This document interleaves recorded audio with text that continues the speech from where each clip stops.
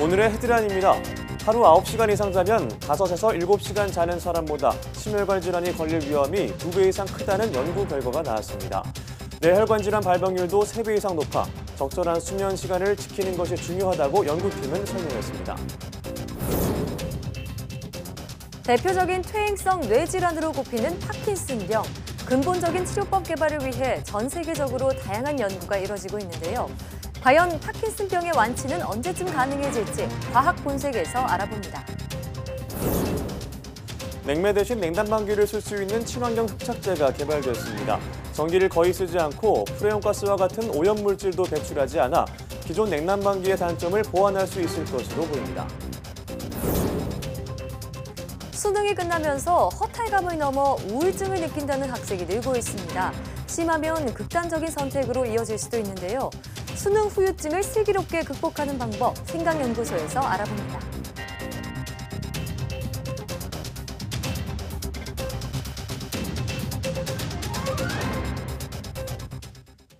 여러분 안녕하십니까? 사이언스 투데이입니다. 퇴행성 뇌질환인 파킨슨병은 우리 뇌의 도파민 신경세포와 밀접한 관련이 있는데요. 해외 연구팀이 도파민 신경세포를 이용해 파킨슨병을 치료하는 새로운 기술을 개발했습니다. 이성규 기자입니다. 지난 2016년 전설적인 복서 무하마드 알리는 파킨슨병으로 숨졌습니다. 파킨슨병은 도파민을 분비하는 신경세포가 파괴돼 발병합니다. 도파민 신경세포를 고치는 것이 치료의 핵심이지만 아직 이런 방식의 치료제는 없습니다. 최근 미국 연구팀은 줄기세포로부터 도파민 신경세포를 만든 뒤 도파민 분비를 정교하게 조절하는 기술을 개발했습니다. 드레드라고 불리는 이 기술은 도파민 세포의 유전자를 조작해 특정 약물을 먹어야만 도파민을 분비합니다. 즉, 특정 약물에만 반응해 도파민 분비를 켜고 끄는 일종의 유전자 스위치를 만든 겁니다. There's a chemical that is given to the person and that would turn on just those cells that have these genetic engineered products in them.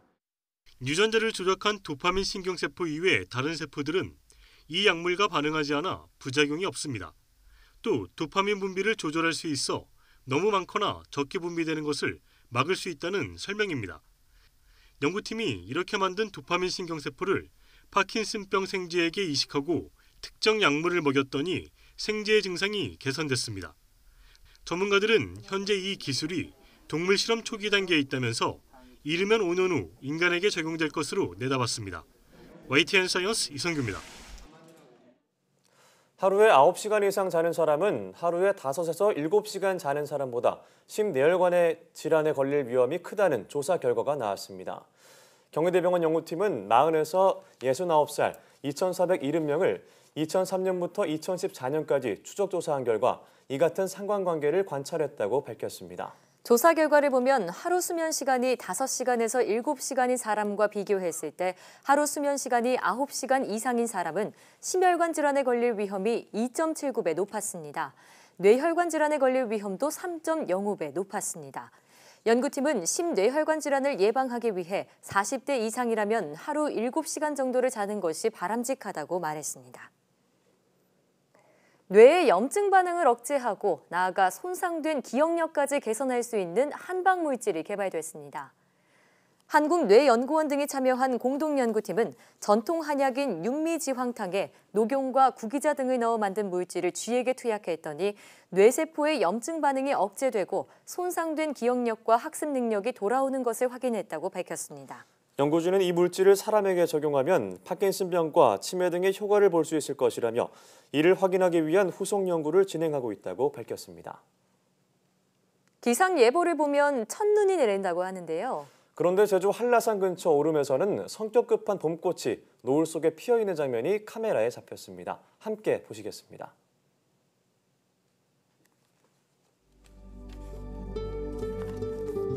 첫눈이 내린다는데요.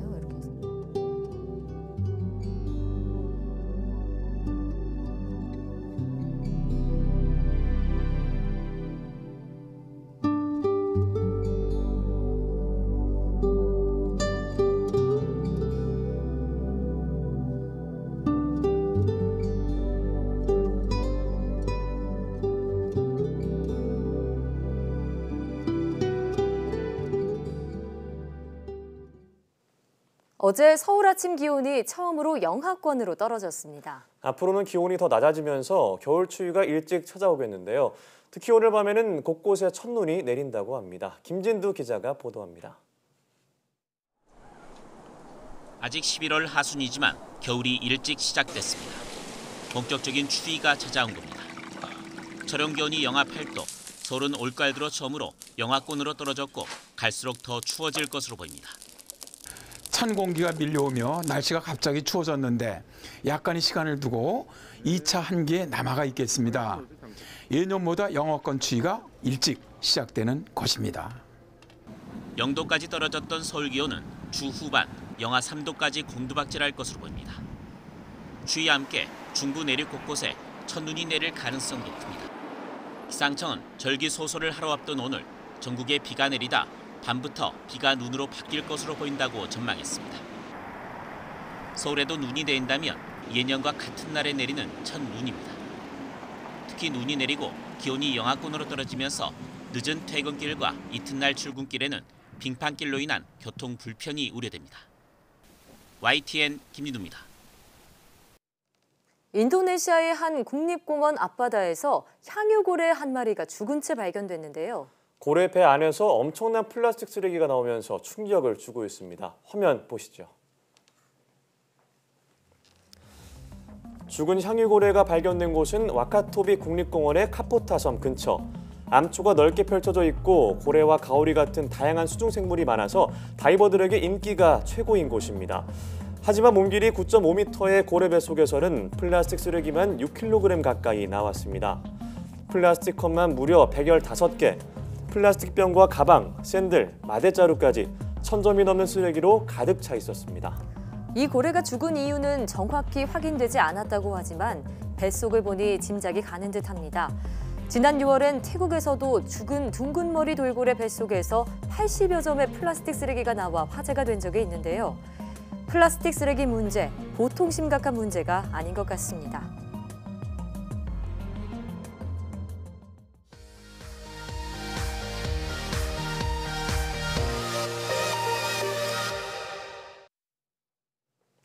화제 뉴스를 골라서 과학 기자의 시선으로 분석하는 과학 본색 시간입니다. 네, 오늘은 이성규 기자와 함께하겠습니다. 어서 오세요. 안녕하세요. 네, 어떤 소식 준비하셨나요? 지난 시간에 고령화의 그늘, 퇴행성 뇌질환, 치매에 대해서 얘기했었잖아요. 네. 이번 시간에는 이 치매와 더불어서 대표적인 퇴행성 뇌질환인 파킨슨병을 준비했습니다. 네, 파킨슨병. 그렇습니다. 파킨슨병 하면은 작년에 타계한 무하마드 알리라던가 재작년이죠. 2016년. 예, 16년이니까 네. 재작년이죠. 그리고 백투더퓨처로 유명한 마이클 제이 폭스가 생각이 나는데요. 파킨슨병에 대한 얘기는 사실 많이 했지만 맞아요. 그래도 원인이 무엇인지 좀 짚어주시죠. 이제 치매는 기억 관련 세포가 파괴되는 질병이잖아요. 예. 근데 파킨슨병은 도파민이라는 신경 전달 물질을 분비하는 도파민 신경 세포가 파괴돼서 발병하는 질병입니다. 예. 네. 자, 이 노인 인구가 증가하면서 치매뿐만이 아니라 파킨슨병도 급속도로 늘어날 전망이라고 하던데 이 병을 근본적으로 치료할 수 있는 약품이 현재 있나요? 근데 치매도 우리가 근본적인 치료제는 없다고 얘기했었잖아요. 네. 파킨슨병도 마찬가지로 증상을 완화하는 개념의 치료제는 있지만 병을 이렇게 완치하는 근본적인 치료제는 아직 없어요. 네. 예. 이 파킨슨병 같은 경우에는 도파민 분비 신경세포가 파괴돼서 발병하는 질병이라고 그랬잖아요. 예. 그러니까 이 병을 완치하려면 이 도파민 신경세포를 고쳐야 되는 건데 이제 우리 뇌에 있는 모든 신경세포는 손상되거나 이게 파괴가 되면은 다시 뇌 안에서 이렇게 생성이 안 돼요. 재생이 안 되는군요. 그러니까 이게 외부에서 이 도파민 분비 신경세포를 주입하는 거 말고는 달리 방법이 없는 거죠. 아, 네. 그럼 도파민 신경세포를 이제 주사를 통해서 뇌에 환자에게 직접 주뇌부를 뚫어가지고 예, 직접 예. 주입을 하는 방식이죠. 아, 그래요? 또 구체적으로 설명을 부탁드리겠습니다. 근데 일본 교토대 연구팀이 이 유도만능 줄기세포로부터 이 도파민 신경세포를 분화시킨 다음에 이 도파민 신경세포를 그 파킨슨병 환자에게 이식하는 임상 시험을 진행했었죠. 네. 예. 지금 한 달 정도 지났는데 아직까지는 이 부작용이 관찰되지 않았어요. 그래서 이제 그 연구팀은 한 6개월 정도 환자의 상태를 본 다음에 네. 예. 앞으로 이제 추가 수술을 진행할 계획인 거죠. 네. 만약 이 임상에서 긍정적인 결과가 나온다면은 이 도파민 신경세포를 이용한 세계 최초의 파킨슨병 치료가 될 전망이죠. 네, 예후가 좀 좋게 나왔으면 하는 바람인데요. 이 도파민 신경세포 그 자체를 활용해서 의의가 크다 이렇게 볼 수도 있을 것 같은데 앞서 리포트에서 이 도파민 신경세포를 조절하는 그런 기술도 개발됐다고요. 이 연구 성과는 이제 미국의 그 위스콘신 메디슨 대학 연구팀의 결과인데요. 이 연구팀은 이제 그 배아줄기 세포에서 도파민 신경세포를 만들었어요. 예. 그 일본 연구팀처럼 이제 도파민 신경세포를 만든 것까지는 같은데 이제 그 미국 연구팀은 여기다 하나를 더 추가를 했죠. 네. 이 도파민 분비를 조절할 수 있는 네. 일종의 스위치를 그 세포에다 주입을 한 거죠. 유전자 스위치라고 하면 그 반응이나 어떤 자극 같은 것을 켰다 껐다 이렇게 네, 하는 것 같은 스위치처럼요. 느낌이 드는데 자세히 설명 부탁드리겠습니다. 이게 드레드 기술이라고 불리는 건데요. 그러니까 그 도파민 신경세포 표면에 어떤 특정 단백질을 발현시킨 거예요. 이렇게 만들었다는 의미거든요. 네. 그리고 이제 그 유전자를 도입을 하면 게 가능해요. 그런데 이 표면에 있는 이 특정 단백질은 그 우리가 어떤 특정 약물을 먹었을 때에만 서로 이렇게 반응을 해요. 약물을 들어갔을 네, 때만요. 그 약물이 이 특정 단백질이랑 결합을 하면은 이 도파민 신경세포 내부로 이렇게 신호가 전달이 돼서 예. 이 세포가 도파민을 분비하게 되는 거죠. 아.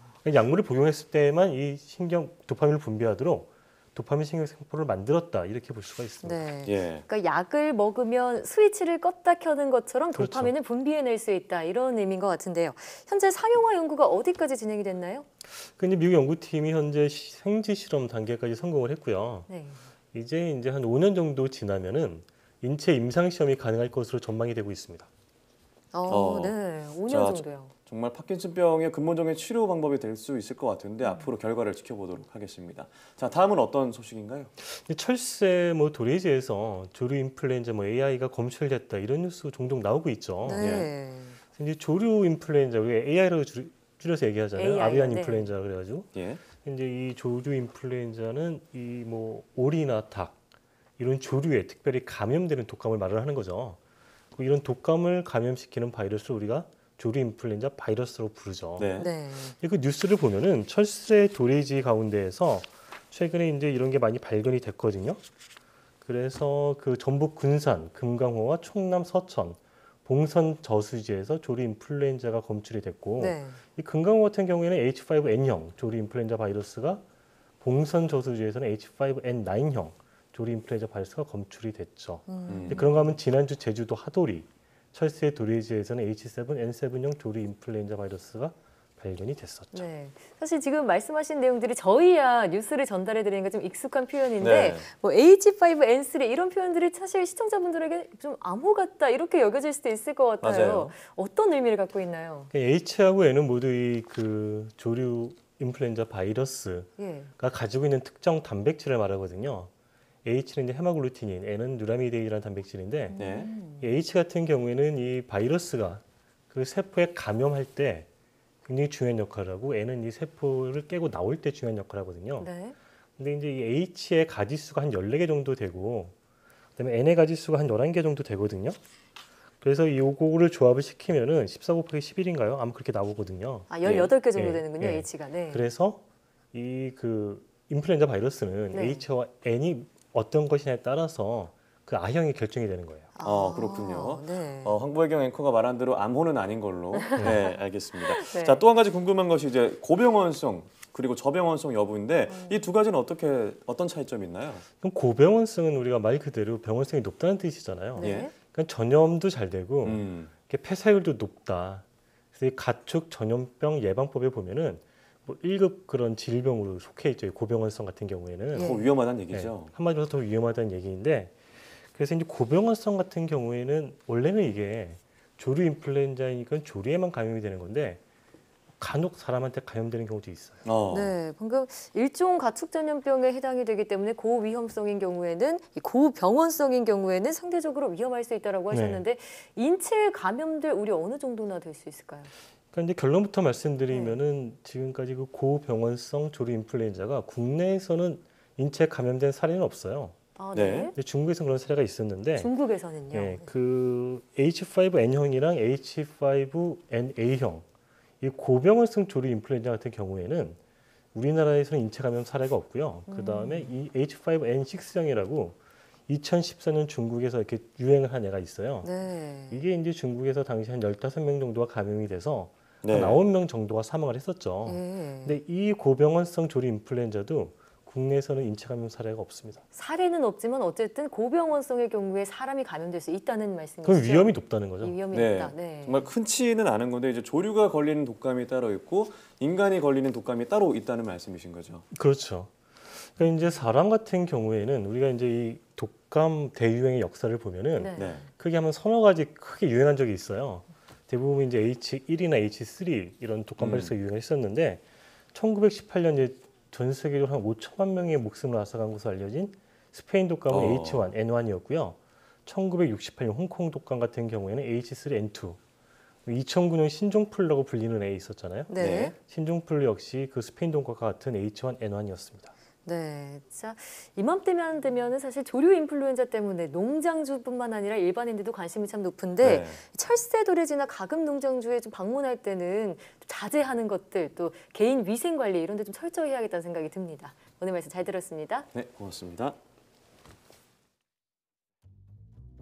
여러분 안녕. 저는 과학을 사랑하는 과학 덕후 곽덕이에요. 오늘은 스웨덴의 생물학자인 칼 폰 린네에 대해 알아볼까요? 어렸을 때부터 생물에 관심이 많았던 린네는 대학에서 생물학을 전공했는데요. 그 중에서도 특히 식물 분류에 대해 깊은 관심이 있었습니다. 린네는 식물의 성을 구분하는 암술과 수술 연구를 통해서 오늘날 생물학의 기본 분류 체계로 사용되는 이명법을 고안했는데요. 이명법은 사람의 이름이 성과 이름으로 구분되어 있듯이 식물의 이름도 종명과 속명으로 나눈 것을 말합니다. 이후 린네는 동물에도 똑같은 이명법을 적용하고 세계적인 생물학자가 될 수 있었답니다. 오늘은 근대 분류학의 아버지 칼 폰 린네에 대해 알아봤는데요. 어떠셨나요? 그럼 곽덕이는 여기서 인사드릴게요. 안녕!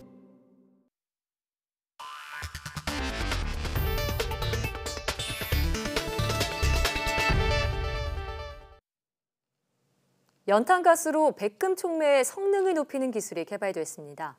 백금 촉매는 자동차 배기가스의 유해 물질을 제거하는 데 쓰이는 촉매입니다. 광주과학기술원 지스트와 한국과학기술원 카이스트 공동연구팀은 일산화탄소로 백금 촉매의 활성을 높이는 기술을 개발했다고 밝혔습니다. 대부분의 백금 촉매는 일산화탄소와 만나면 활성이 감소하는데 황과 결합한 백금 촉매는 일산화탄소와 반응을 일으키면서 활성이 증가하는 것으로 나타났습니다. 연구진은 이러한 방법을 통해 백금 촉매 활성이 2배 가까이 늘어나는 것을 관찰했다고 설명했습니다. 전기를 거의 쓰지 않는 친환경 냉난방기용 흡착제가 개발됐습니다. 서민들의 전기료 걱정을 조금은 덜 수 있을 것으로 보입니다. 이정우 기자입니다. 현재 많이 쓰는 냉난방기는 전기식 에어컨과 전기 모터를 가동해 냉매의 발열을 이용하는 전기 히트 펌프를 들 수 있습니다. 하지만 이 방식은 프레온 가스 배출로 오존층 파괴와 화석연료 고갈 같은 문제를 일으킬 수 있습니다. 국내 연구진이 기존 냉난방기의 단점을 해결하고 전기를 거의 쓰지 않는 친환경 냉난방기용 흡착제를 개발했습니다.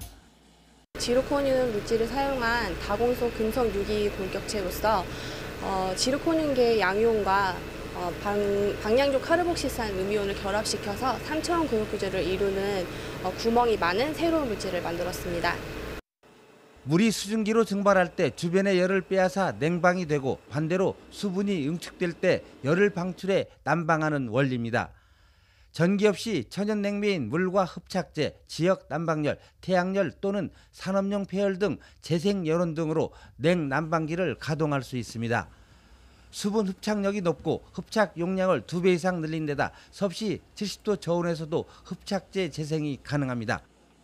전기를 거의 쓰지 않는 친환경 흡착제 기술은 국내 특허 출원에 이어 기술 이전을 추진하고 있습니다. 수분 흡착제는 물론 스마트 공조기, 제습 건조기 등 다양한 흡착 소재로 활용할 수 있습니다. 저온에서 재생할 수 있기 때문에 폐열, 그다음에 지역 난방열, 그다음에 공장의 여러 열원들을 활용할 수 있어서 가정용뿐만 아니라 산업용 시스템에 적극 활용할 수가 있겠습니다. 이번 연구 결과는 세계적 학술지 네이처 에너지 온라인판에 실렸습니다. YTN 이정호입니다. 우주 연구에 도움이 되는 우주 전파를 효율적으로 관측하는 시스템이 개발됐습니다. 한국천문연구원은 우주 전파를 각기 다른 3가지 주파수로 동시에 수신해 관측 감도와 효율성을 높인 전파 수신 시스템을 개발했다고 밝혔습니다. 이 수신 시스템은 가로 600mm, 세로 980mm의 작은 크기로 전파 망원경에 쉽게 설치할 수 있습니다. 연구진은 이 수신 시스템을 전파 망원경에 설치한다면 초미세 구조의 별과 은하를 관측하고 연구할 수 있다고 말했습니다. 올해 상반기 IPTV 가입자 수가 처음으로 케이블TV 가입자 수를 넘어섰습니다. 과학기술정보통신부 자료를 보면 상반기 유료방송 가입자 수는 월 평균 3,195만여 명으로 지난해 하반기보다 58만 6천여 명 증가했습니다. 올해 상반기 매체별 가입자 수는 IPTV가 1,471만 6천여 명으로 유료 방송 가입자 전체의 46%를 차지해 가장 많았고 케이블 SO가 1,398만 4천여 명, 위성 방송 325만 4천여 명 순으로 집계됐습니다. 삼성이 인공지능, 즉 AI 관련 벤처기업에 500억 원을 투자하는 펀드를 만들었습니다. 김정호 삼성 벤처 투자 상무는 이달 500억 원 규모의 AI 투자 펀드를 조성했다며 해외 AI 연구센터를 중심으로 우수 스타트업과의 협업과 투자를 추진할 것이라고 밝혔습니다. 삼성전자는 올해 들어 신성장 동력으로 AI 분야를 지목하고 2020년까지 AI와 5G에 약 220억 달러를 투자할 계획을 밝혔습니다. 또 지난 6월에는 삼성의 혁신 조직인 삼성 넥스트가 AI 신성 기업에 투자하는 1,600억 원 규모의 펀드를 발족했습니다. 서울시가 반려동물의 몸에 마이크로칩을 심어 유실 유기를 예방하는 내장형 동물 등록에 보조금을 지원하기로 했습니다. 내년부터 시내 900여 개 동물병원에서 10,000원을 내면 내장형 동물 등록을 할 수 있습니다. 서울시는 오늘 손해보험 사회공헌 협의회, 서울시 수의사회와 내장형 마이크로칩을 활용한 반려동물 등록 활성화 업무 협약을 맺었습니다. 이에 따라 일반적으로 4만 5천 원에서 7만 원이 드는 내장형 칩 삽입을 10,000원에 할 수 있게 됩니다. 동물 등록제는 3개월 이상 지난 반려동물의 고유 번호를 부여하고 동물의 몸에 마이크로칩을 넣거나 목걸이형 외장형 칩에 반려인의 연락처, 반려동물의 품종이나 연령 등을 등록해두는 것입니다. 등록된 반려동물을 잃어버렸을 경우 소유자 정보를 확인하기 쉽습니다. 지난 2013년에 동물등록제 시행 후 서울시에 등록된 동물은 올해 10월 기준 28만 5천 마리입니다. 경기도 수원 서호천이 올해 최우수 생태하천에 선정됐습니다. 환경부는 수질오염과 악취 등의 문제를 안고 있던 서호천이 10년간의 수질 개선 사업 등에 힘입어 수질이 지난 2006년 매우 나쁨 수준인 5등급에서 2등급으로 개선됐다고 밝혔습니다. 또 물고기는 4종에서 13종으로 조류는 19종에서 31종으로 각각 늘어나는 등 생물종의 개체수와 다양성이 크게 증가했다고 설명했습니다. 오산 오산천과 강릉 경포호는 우수상에 선정됐습니다.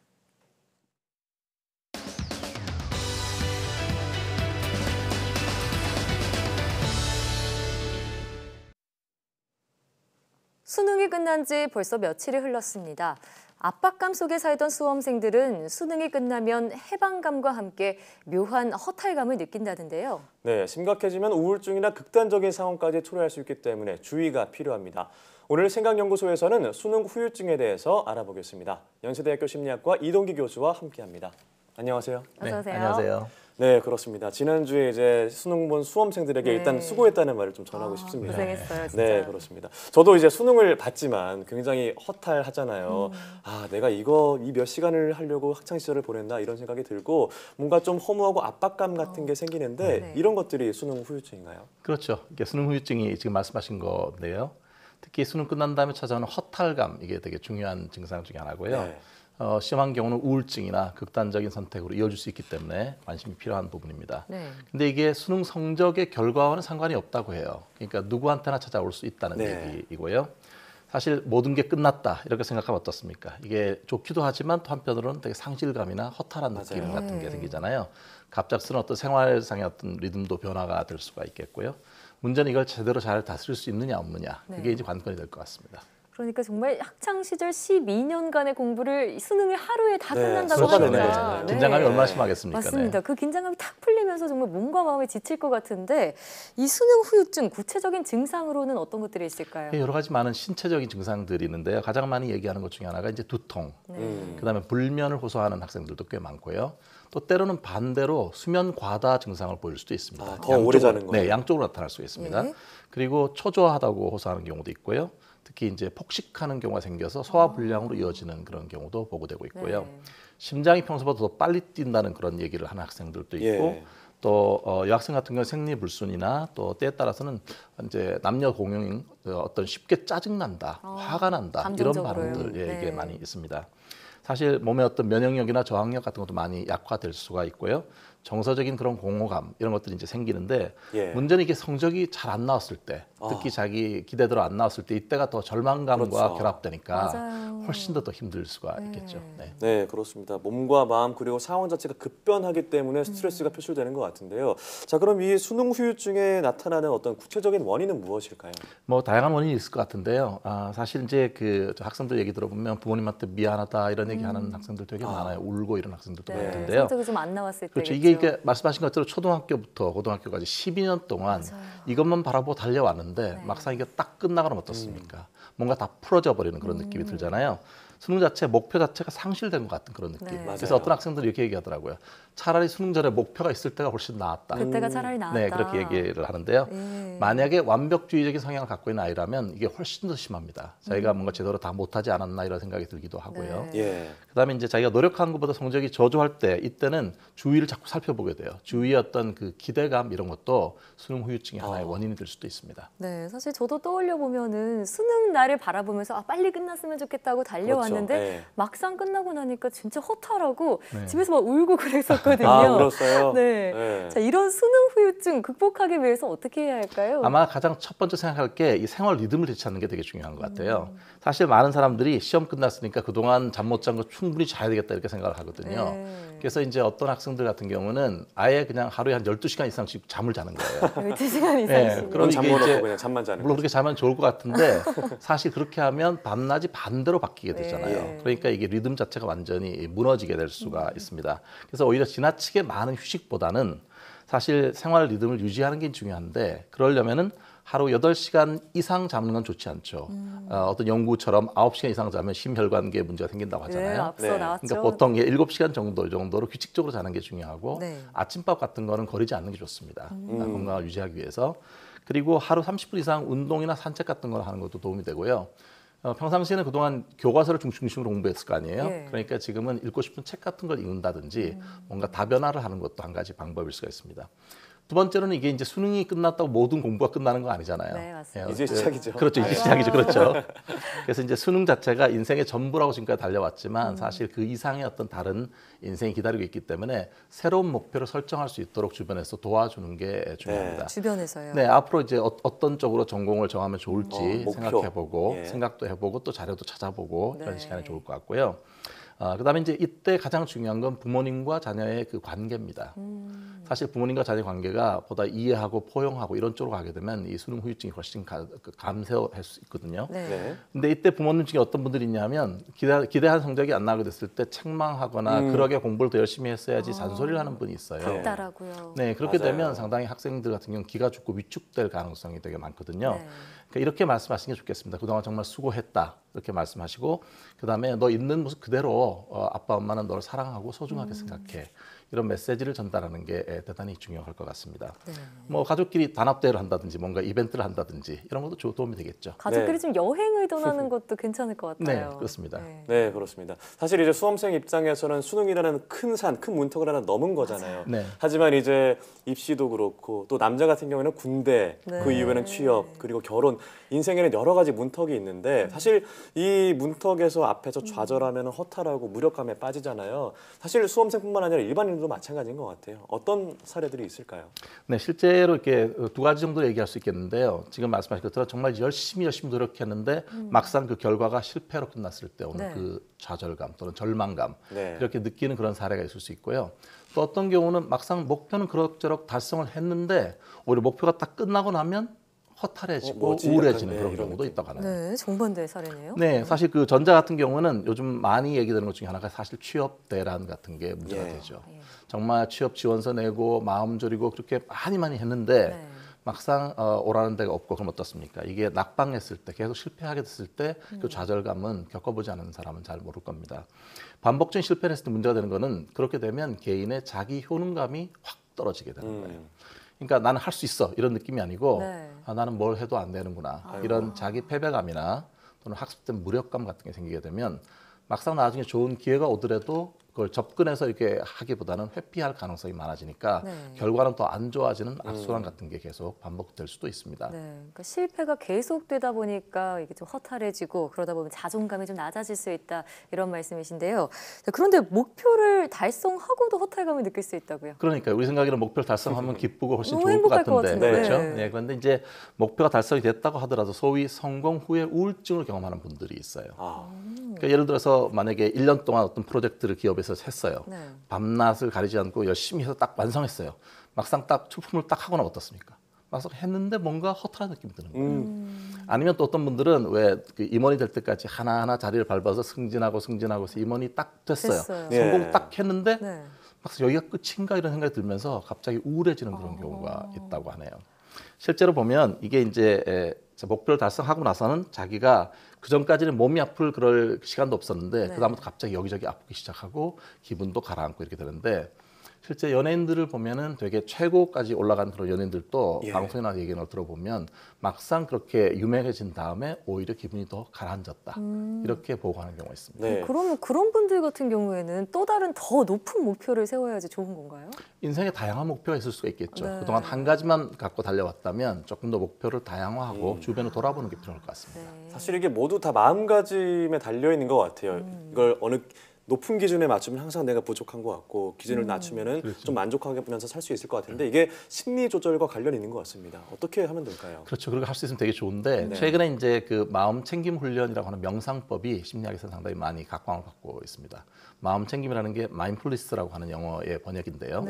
이게 뭐냐면은 자기가 매 있는 현재 순간을 있는 그대로 충분히 느끼고 수용한다. 이게 이제 기본인데 어떤 생각이 들어오면 이 생각은 잘못됐어. 이렇게 불편해. 이렇게 생각하지 않고 비판단적으로 현재 있는 걸 그대로 경험하라. 이게 중요한 부분이거든요. 근데 수험생들 같은 경우에는 사실 한 3분 정도 간단하게 어떤 명상법을 그러니까 실험해보면 좋을 것 같은데요. 첫 번째 1부는 외부의 자극들에 집중을 하는 겁니다. 눈을 감고 소리에 뭐 바깥의 소리라든지 아니면 바람 소리 또 문 밖에 누구 얘기하는 소리 이런 거. 근데 판단하지 않고 그대로 경험해 보는 하는 거예요. 첫째 1부는 그렇고요. 두 번째 1부는 자기 자신의 신체 감각에 집중해 보는 겁니다. 그렇게 하면 뭐 있겠죠. 여기 앉아 있는데 한쪽 엉덩이가 아프다든지 뭔가 자기가 이걸 하면서 뭔가 어디가 가려운 느낌이 든다든지 목에 침이 넘어간다든지 뭐 저처럼 지금 입이 마른다든지 이런 여러 가지 생각할 수가 있겠는데 자기 이게 집중할 때 이때 중요한 건 뭐냐면 뭔가 불편하다, 불쾌하다 이렇게 생각하지 않고 그냥 흘려보내는 거예요. 느끼기만 하는 거죠. 그렇죠. 두 번째는.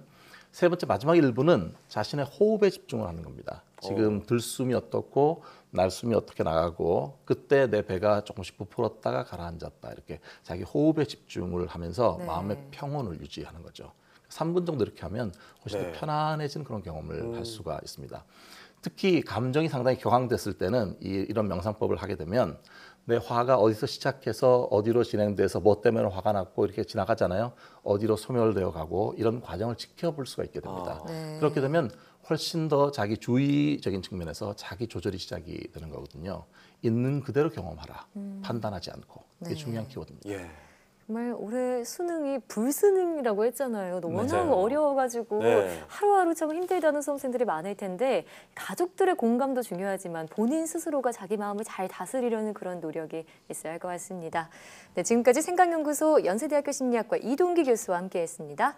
오늘 말씀 고맙습니다. 고맙습니다.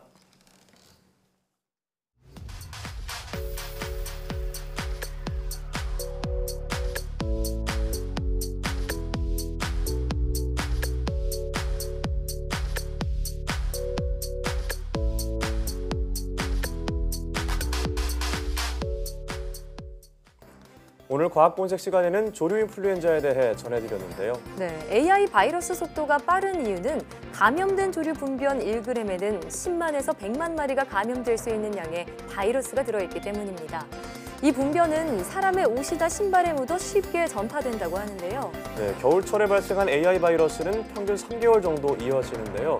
날씨가 추워지면 AI 바이러스의 생존 기간이 길어지고 소독약이 얼 수 있기 때문에 방역이 힘들다고 합니다. 가장 중요한 건 AI 바이러스를 정확하게 알고 예방하는 방법이겠죠. 사이언스 투데이 오늘 저희가 준비한 소식은 여기까지입니다. 함께해 주신 여러분 고맙습니다.